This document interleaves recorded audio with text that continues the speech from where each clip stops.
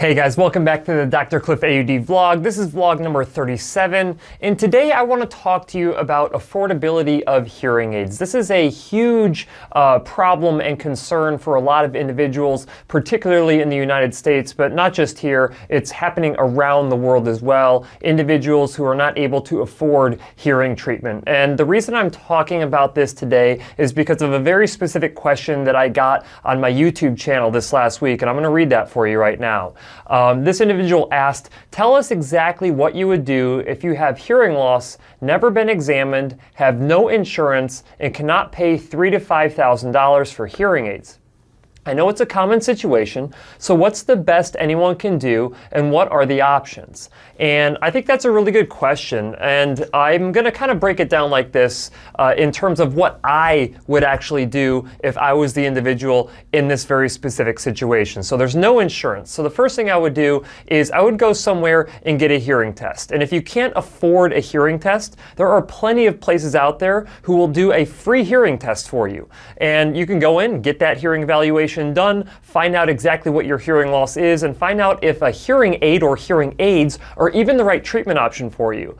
Just because you have hearing loss does not guarantee that hearing aids are the right option. Now, over 90% of the time, they are the best option. So once you get that hearing evaluation done, you'll have a better understanding of what you actually have to do to treat your hearing loss. But once you get that hearing evaluation done and you understand that hearing aids are the best and only option to treat your hearing loss, then it's about asking the question of either that clinic or going online and finding out who has affordable options for you. So there are a ton of clinics out there that if you go into them and say, I have X amount of dollars and I need to treat my hearing loss with this, and that's my only option, I almost guarantee you that they will find an option that will work for you. It may not be the best option in the world. You're not going to get the best hearing aids in the world, but you'll get hearing aids that can actually treat your hearing loss, most likely. Now, of course, this all depends on where you go. You also have to be a little bit cautious that if you go someplace that has free hearing tests, you have to make sure that they're not just using that free hearing test as a ploy to get you to buy something from them. They should really have their intent set on making sure that they treat your hearing loss to the best of their capability. So from that perspective, I would see, okay, I have X amount of dollars and I want to get hearing treatment from them. And if I still cannot afford whatever option that they have, then what I would do is I would go back to the drawing table and I would actually work another job. So if you really ask me, Cliff, what would you do? I'm like, I need to sleep about 6.5 hours a night. Maybe a little bit of family time. But if my priorities were, I want to get hearing aids and I want to get good hearing aids, I'm going to save up money and I'm going to go out and get an extra job. I worked at Pizza Hut when I was growing up. So when I was in high school, we're talking the late 90s here, I was working at Pizza Hut, and the drivers who were delivery drivers made anywhere between $50 and $100 a weekend night.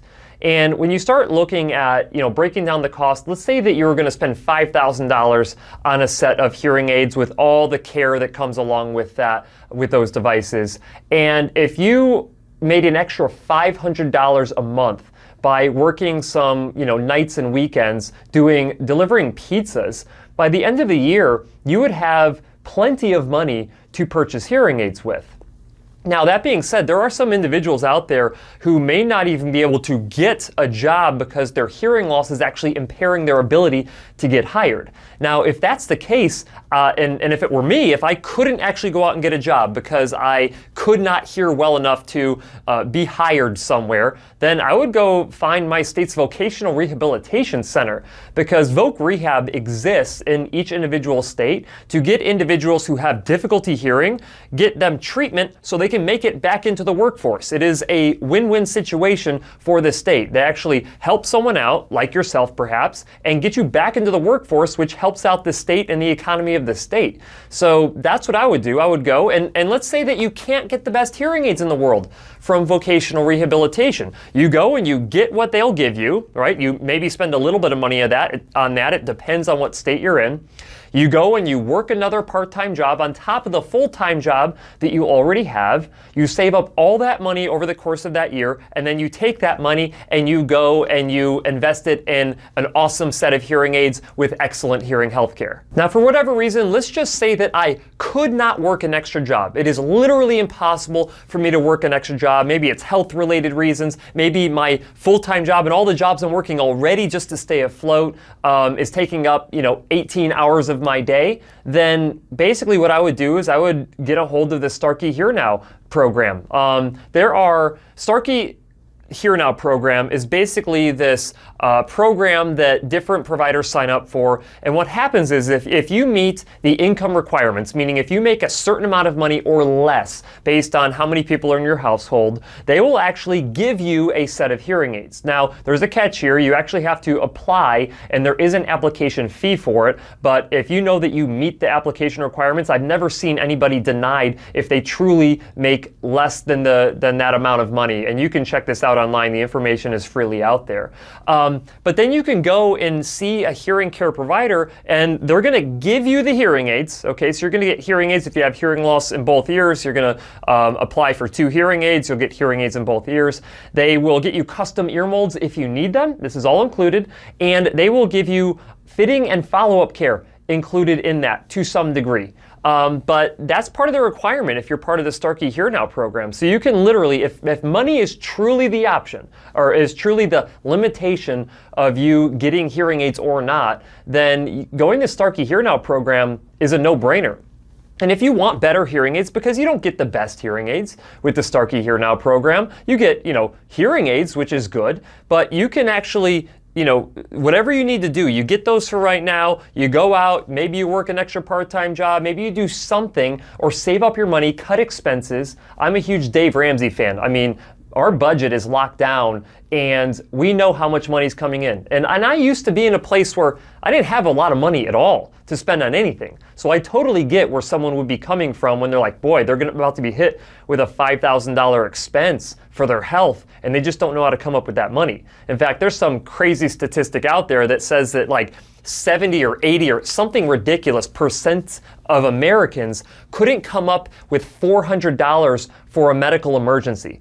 And so when you start talking about thousands of dollars for hearing aids, it would be a crisis if hearing aids cost hundreds of dollars. There would be people out there who literally couldn't come up with hundreds of dollars to purchase hearing aids. So, but that doesn't mean that there's not options out there for you and there's not things that you can do to get hearing treatment. Yeah, it sucks. I mean, to have to go work another job, you might have a family, you might have kids, but you have to start looking at what the priorities are in this situation. If you want to receive excellent hearing health care, you're going to have to spend money to get it. But it doesn't mean that you have to go that route. You can go other routes. In fact, Costco, there are other, big box retailers out there that will get you good hearing aids and will provide you with good care, and you spend less than $2,000 to do that.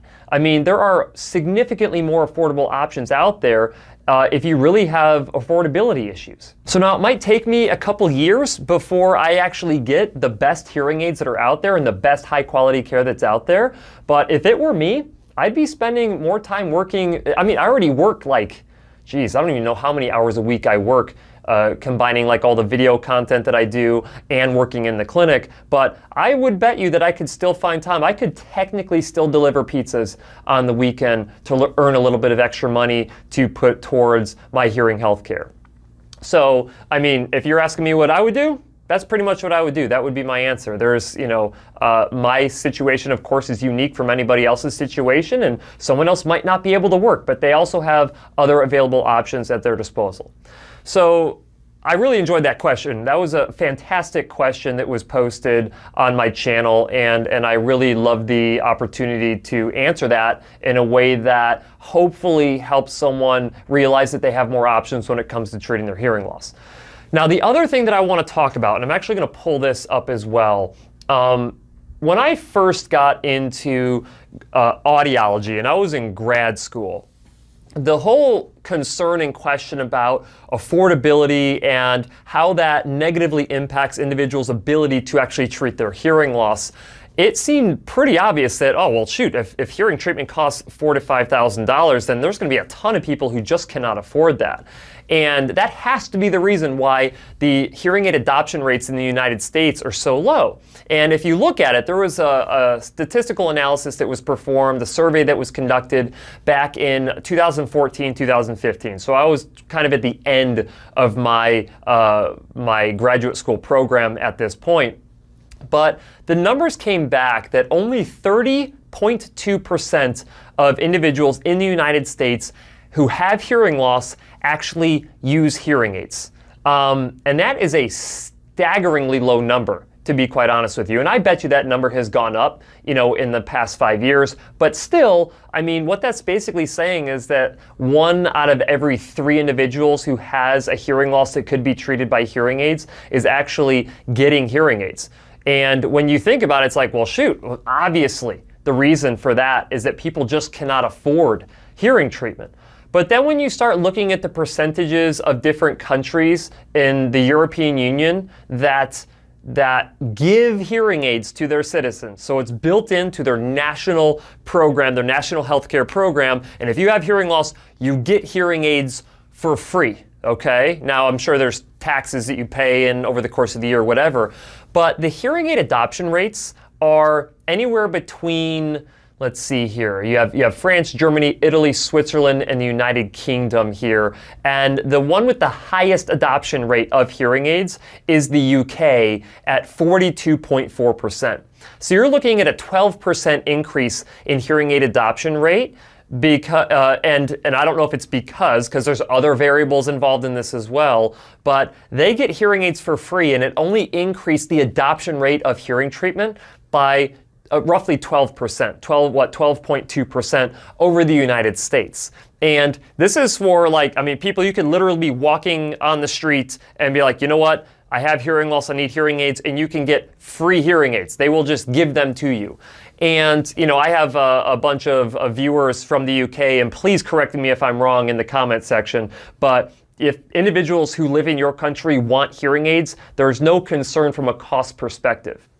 Now, I know a fantastic hearing healthcare provider out there in the UK, and I believe it's Matthew Pearson, Zone 1 Hearing, and he actually has a private practice because some people are willing to pay to have a higher level of care out there in the UK. So even though hearing aids are free, people still choose to go and actually purchase hearing devices from someone who really knows what they're doing and provides patient-centered care and follows best practices and all of those things. So, but that's kind of besides the point. The point here is that even if hearing aids were free in the United States, the hearing aid adoption rates would still be very, very low. And when hearing aid adoption rates are very low, that creates this negative economic situation for hearing aid manufacturers, companies who dispense hearing aids, hearing care providers, so on and so forth, because when you have less people that you can actually serve, you have to charge more money in order to make the economics work for that. And the situation that I kind of present is the iPhone situation. And I'm just kind of free flowing this here. In fact, I could probably look it up. So how many hearing aids were sold in 2019? Okay, so in the United States here, 2019, 4.23 million hearing aids were sold in the United States, and that's up 6.5% from 2018. So 4.23 million hearing aids. Now that seems like a ton, right? I mean, that is a ton of hearing aids that were sold in the United States alone. Now let's go and look and see how many iPhones. Okay, so in okay, Apple sold in 2019, sold 40.8 million iPhones, okay? 40.8 versus 4.2, something like that. That is insane. That is insane to think that if hearing aids sold in the United States, 40, and now is that one in the United States or is that global? I think that might be global, but nonetheless, if there were and I guarantee you there's not 40.8 million hearing aids sold globally throughout the world, but if 40.8 million hearing aids were sold, I guarantee you that prices would be lower, because that's how economics works. When you have more people buying something, the cost of that something can go down. That is economics 101. Now, that doesn't really change the current situation that we're in right now. I still feel like we have things that we need to do to lower the cost of hearing healthcare, but if you just flat out, if the only thing you care about is cheaper and cheaper hearing aids, you're going to get a cheaper and cheaper quality of either product or service that's going to come along with those devices. So the best advice that I can give you if you're struggling to be able to afford hearing healthcare is to go somewhere who either sells it for a lower price but still offers high quality devices and service. Go with an option that can tide you over while you're saving money working an extra job or cutting other expenses out of your budget. And then in a year or 2 or 3 or 4, you purchase hearing aids that are significantly better than the ones that you would have used throughout that time period. And essentially problem solved. And then you're going to have to do it all over again, because years down the road, you're still going to want and or need new hearing aids as your hearing loss changes, as your situation changes. But really, at the end of the day, affordability should not be limiting you on pursuing hearing treatment. If you want to use it as an excuse, that is fine. I'm okay with that. But it should not be the limiter, because there are other options out there for you. Okay, guys, I have ranted enough today. That is it for today's video. I expect a lot of interesting comments and perspectives down in the comment section. And as always, I'll see you next week.